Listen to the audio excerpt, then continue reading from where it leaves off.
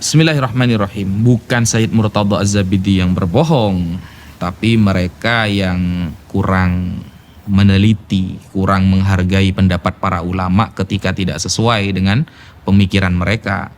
Sayyid Murtadha Az-Zabidi ini seorang ulama besar. Kitabnya dikaji oleh orang seluruh dunia. Bahkan beliau mensyarahi Ihya'u Ulumuddin yang bernama kitab Ithafus Sadah Al-Muttaqin, dan perkataan beliau yang sering dikutip oleh orang ahlu sunnah apa? Idza utliqa ahlu sunnati wal jamaah fal murad bihi al asy'ariyah wal maturidiyah. Itu perkataan beliau yang sangat masyhur yang dijadikan istidlal oleh para ulama terutama di negara Indonesia. Jadi ini bukan orang yang sembarangan. Al-Imam Ibnu Hajar di dalam sabatnya ketika menerangkan tentang Al-Imam Abu Bakar Al-Idrus, apakah berani Imam Ibnu Hajar kita katakan dia pembohong? Bahkan ulama Syafi'iyah semua mengakui bahwa beliau itu pakar dalam fikih, dan nasab adalah nubzatun min ilmil fikih, hanya secuil dari ilmu fikih. Kalau hanya secuil, sedangkan gelar Imam Ibnu Hajar adalah al-faqih yang paham fikih Syafi'i, maka pantaskah kita mengatakan beliau tidak paham nasab? Sedangkan nasab hanya satu titik dari ilmu fikih, dan beliau pakarnya dalam fikih. Sehingga beliau dengan tegas dalam kitabnya As-Sabat mengatakan Al-Imam Abu Bakar As-Sayyid, kalau boleh saya tambahkan Al-Habib Al-Idrus. Al-Idrus bukan marga Ahmad Khan atau marga dari Wali Songo mungkin, bukan, tapi jelas Sadah Ba'alawi Al-Idrus, seperti itu. Bismillahirrahmanirrahim. Bagaimana jika si penuduh dan para pendukungnya ingin mengadakan bahsul masail, kalau istilah para santri. Bahsu membahas masail, beberapa masalah. Atau diskusi.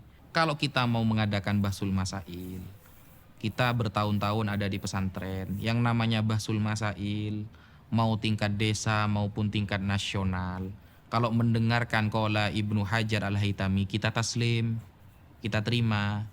Sedangkan sekarang Ibnu Hajarnya dikritik habis-habisan oleh si penuduh. Ini bukan bahsul masail, ini nyari masalah beneran. Ya, beda. Santri dari yang paling awam sampai paling alim, kalau mendengarkan qala Nawawi fil Majmu', Imam Nawawi dalam kitab Al-Majmu' mengatakan, selesai masalah. Ini Imam Nawawinya yang dikritik habis-habisan. Ini bukan membahas masalah, tapi nyari masalah, itu namanya. Sehingga tidak relevan untuk mengajak bahsul masail dengan mereka. Apalagi sudah ada statement dari dia, wa in aftal muftun, sekalipun para ahli fatwa sedunia mengatakan bahwa Sadah Ba'alawi keturunan Rasulullah, maka saya tetap membatalkan. Maka kita sudah bisa memberikan nilai orang yang seperti ini. Kata Sayyid Muhammad, saya ingat Sayyid Muhammad di dalam kitab Al-Manhalul Latif menghadapi orang yang mengatakan cukup Al-Quran saja, tidak butuh hadis. Ngapain hadis? Hadis ini dikoreksi orang, perkataan manusia. Quran ini yang pasti dijamin. Nah, apa kata Sayyid Muhammad? Innahu aqallu wa ahqaru min ayyuradda aw yujadal. Dia terlalu remeh dan terlalu hina untuk kita tolak pendapatnya dan untuk kita ajak debat. Jadi dia terlalu remeh dan terlalu hina untuk ditolak pendapatnya, ya, di debat maksudnya, au yujadal atau di debat, kata Sayyid Muhammad dalam kitab Al-Manhalul Latif. Sehingga kalau kita mau yurot, mau membantah pendapatnya, sudah percuma. Jadi fokus kita seharusnya sekarang menjelaskan kebenaran kepada umat. Tidak perlu fokus untuk membikin si penuduh ini faham dan setuju kepada pendapat kita, karena itu cukup mustahil bagi saya. Kenapa? Secara logika saja, ulama ditolak, apalagi Al-Fakir yang menjelaskan. Ketika ulama sedunia ditolak, siapa lagi di Indonesia yang berhak menjelaskan? Maka cukuplah kita meluruskan pemahaman umat, menjelaskan tentang kemuliaan Sadah Ba'alawi, dan apa yang sudah disampaikan oleh para ulama kita ajarkan. Semata-mata hanya untuk meneruskan penjelasan para ulama agar masyarakat tidak tidak terprovokasi dan tidak dimasuki oleh pemikiran-pemikiran yang sesat dan menyesatkan. Salah satu kebohongan yang fatal yang mungkin bisa menyebabkan dia kafir, si penuduh kafir, seperti ketika mengatakan tidak ada istilah Habib. Kenapa? Al-Imam Al-Hafidh As-Sakhawi di dalam kitabnya Istijlabur Tiqail Ghuraf. Beliau menyampaikan bahwa sahabat Abdullah bin Abbas lah orang pertama kali yang menyebutkan kata Habib kepada cucu Nabi Muhammad sallallahu alaihi wasallam. Suatu saat ketika Abdullah bin Abbas bertemu dengan salah satu cucu Rasulullah, Ali Zainal Abidin bin Husain bin Ali, apa kata sahabat Abdullah bin Abbas? Marhaban bil Habib ibnil Habib. Marhaban bil Habib ibnil Habib. Al-Habib putra dari Al-Habib. Isnaduhu sahih, sanadnya sahih. Sehingga ini kebohongan yang nyata yang dibungkus dengan narasi ilmiah, padahal orang yang mengungkapkannya bisa jatuh kepada kekufuran. Itu salah satu kebohongannya. Atau kebohongan yang lain ketika mengatakan bahwa para habaib datang dibawa oleh Belanda, atau ketika menarasikan ketika berperang Anda ada di mana? Oh, ternyata Anda itu berkolaborasi dengan orang Belanda. Pantes. Berarti Anda ini datang oleh Belanda, mendukung dan memberikan bantuan penuh kepada orang-orang Belanda. Nah, ini kebohongan yang nyata dan fatal untuk meyakininya. Kenapa?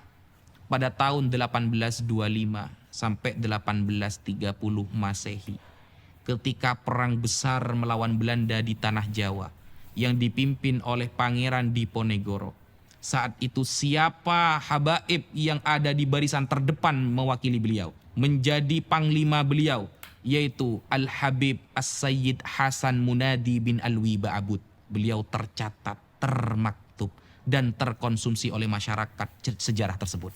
Ba'abud ini bukan gelar yang lain, tapi gelar dari Sadah Ba'alawi. Atau ketika perang di Palembang, sehingga Palembang tumbang waktu melawan Belanda, siapa yang ada di depan yang membantu Sultan Badaruddin sebagai Sultan Palembang ketika itu? Al-Habib Muhammad Umar As-Segaf. Dan yang akhirnya beliau, Umar bin Muhammad As-Segaf ini akhirnya menjadi mantu beliau. Dan ketika kerajaan Palembang tumbang saat itu, beliau dan Sultan Badaruddin dibuang oleh Belanda ke Ternate sampai wafat di sana. Apakah itu namanya mendukung Belanda?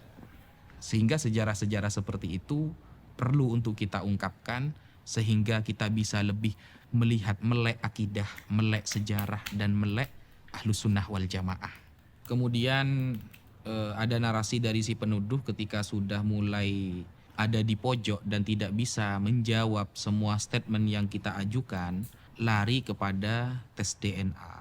Tes DNA ini kalau kita bahasa Arabkan namanya Al-Basmah Al-Wirathiyah. Itu tes DNA yang dapat diambil manfaatnya dalam beberapa hal saja. Contoh seperti masalah lakit, anak yang hilang hasil nemu ya.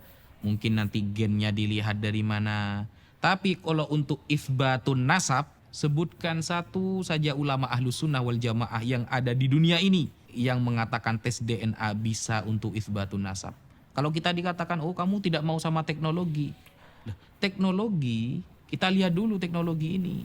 Kalau ini masuk kepada kajian fikih, maka tidak boleh menggunakan teknologi apapun sesuai perspektif pribadi. Tapi harus konfirmasi dari para ulama fikih. Harus validasi dari para ulama fikih. Jangankan tes DNA yang kita pegang setiap hari, HP. HP ini dibahas oleh para ulama fikih. Ketika arahnya kepada kebaikan menjadi pahala, maka ketika arahnya kepada mudarat maka menjadi dosa. Jadi apapun yang konsepnya menyentuh kepada ilmu fikih, apapun yang perkara itu menyentuh kepada ilmu fikih, kita punya rujukan namanya ulama fikih. Ulama fikih yang